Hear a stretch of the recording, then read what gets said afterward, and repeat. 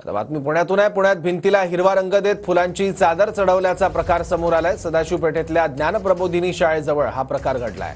तर हिरवा रंग दिल्यानंतर खासदार मेधा कुलकर्णींनी यावर भगवा रंग दिलाय। शाळेच्या आतील बाजूस पीर बाबाचं मूळ स्थान असल्याची माहिती आहे। भिंतीला हिरवा रंग देणारा मूळ जागेचा मालक असल्याची माहिती आहे। तर पुण्यात भिंतीवरून झालेल्या प्रकारावर आज बोलणार असल्याचं मेधा कुलकर्णी म्हणाले आहेत।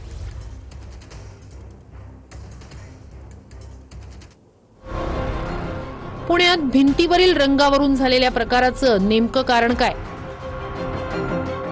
पुण्यात सदाशिव पेठेतील ज्ञानप्रबोधिनी शाळेजवळील भिंतीला हिरवा रंग देत फुलांची चादर चढवल्याचा प्रकार।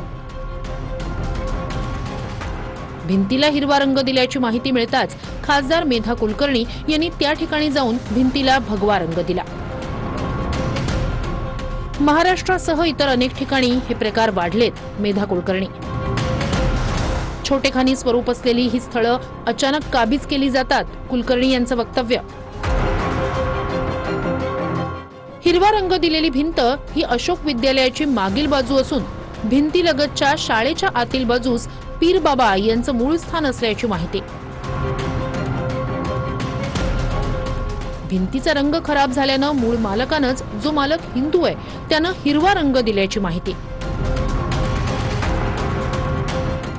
तिथे प्रत्येक गुरुवारी पीर बाबाची पूजा होत असून सदरची प्रथा वर्षानुवर्ष सुरू असल्याची माहिती।